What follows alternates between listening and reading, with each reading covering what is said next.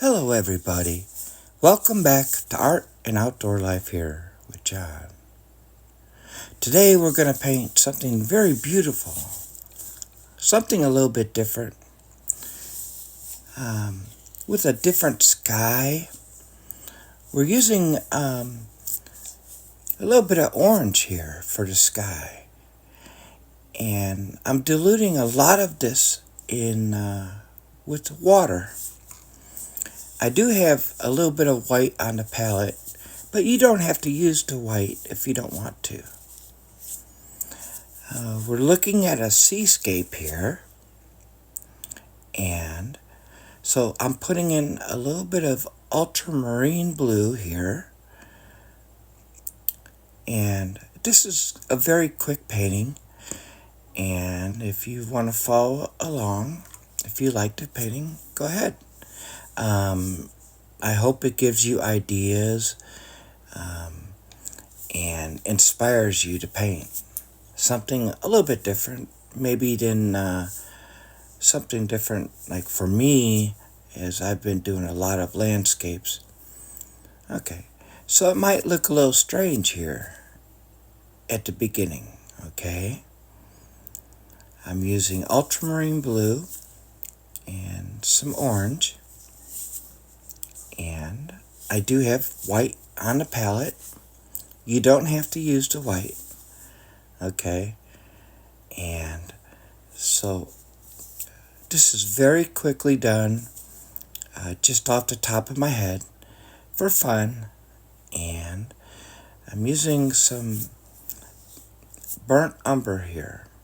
Okay, these are earth tones. You can use any kind of brown. You don't have to use brown. You can use a gray, or you can use green. You can mix it up however you want to. And again, this is flat on my coffee table, so, I'm just fooling around. I took a few minutes to do this. Just fooling around, enjoying my time. I put a little bit of yellow ochre in here to kind of go back and forth. I did wet the paper pretty good on this one. I wet the paper using the Hake brush. And so,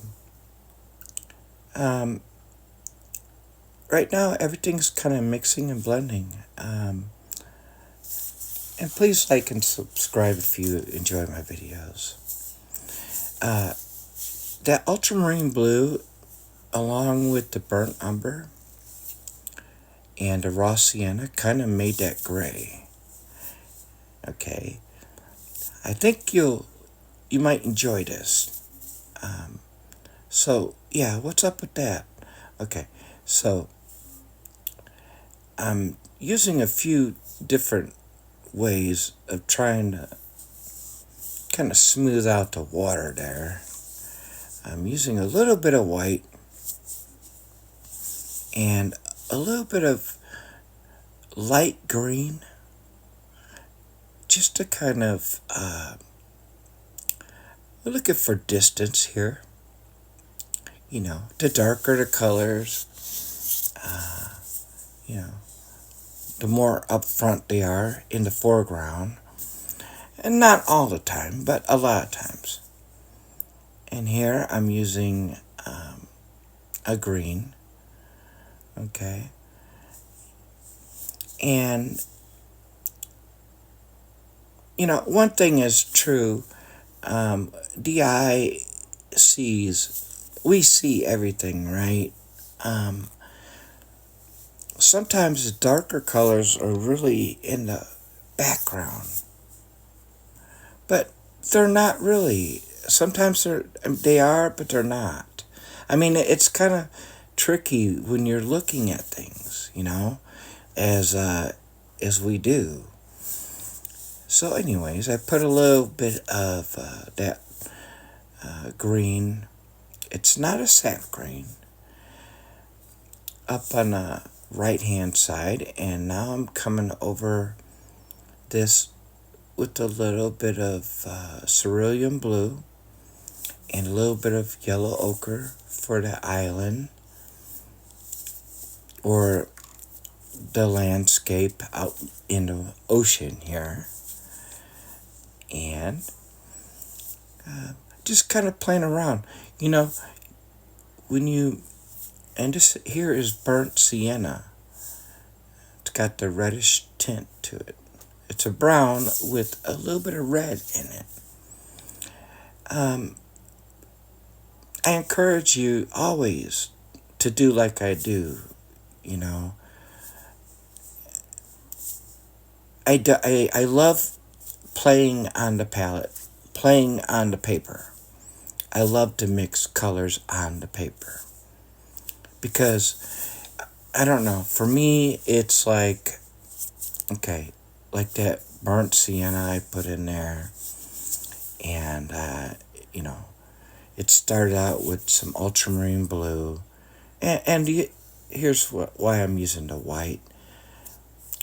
Just to kind of, you know, define some of this water a little bit. But the reason why I really like experimenting with colors and like being spontaneous is what I call it. I mean, that's what it is, being spontaneous. I laid down all that ultramarine blue, and then you start adding browns to your blue, reds to your blue, even yellows to your blues, and whatnot, whatever colors you're using. And you will find different exciting things happen out of nowhere. This is not from a reference photo, but it was just, I wanted to change it up, something a little different than a landscape painting. And yes, I'm taking my brushes constantly and I'm dipping them in water, and sometimes I'm not, and I'm drying them off, and sometimes I'm not. So here, I took a brush, a round brush, and I was like, okay, I'm gonna make like a sunset or a moon coming in. Okay, I was trying to lift the paint, and because the water was, and the brush was a little bit dirty, it didn't come out exactly the way I wanted it to. But I had a good time doing it. So I went ahead, I cleaned my brush off, and I'm like, okay, yeah, I like that. And then I was like, okay, but it's got some green in it, and I couldn't get a perfect circle on it, you know, those kind of things. And, you know, your paintings don't have to be perfect. That's the whole reason behind this fast and loose technique. That's the whole reason behind the fast and loose technique. Is to be spontaneous. So grab yourself, you know, if you're feeling down and out, or if you're bored, or you have nothing to do, or you got a lot of stress, grab yourself some paper and a little bit of paint and try something. It's not going to hurt. And you'll always learn from it. And you'll always remember where you were when you painted and what you were thinking about. I really want to thank everybody, all of you guys, for your continued support and inspirations. I mean, there are countless artists here on YouTube that I follow. I can't name them all. They inspire me. But they're not the only ones who inspire me. The paint inspires me. You know? Sometimes I'm not inspired until I show up. And then I start doing things like this. And then I forget life for just a minute and I close out all the noise. And that's what I did here.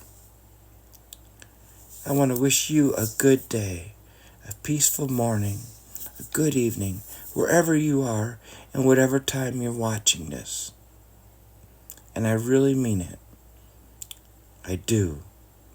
Sincerely yours, John. I don't make no money off these. Hopefully along the line, somebody might get some enjoyment and be able to pick up a brush and paper and just try it.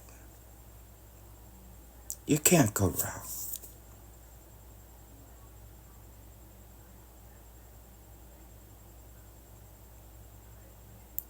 Have a great day, guys. Bye-bye.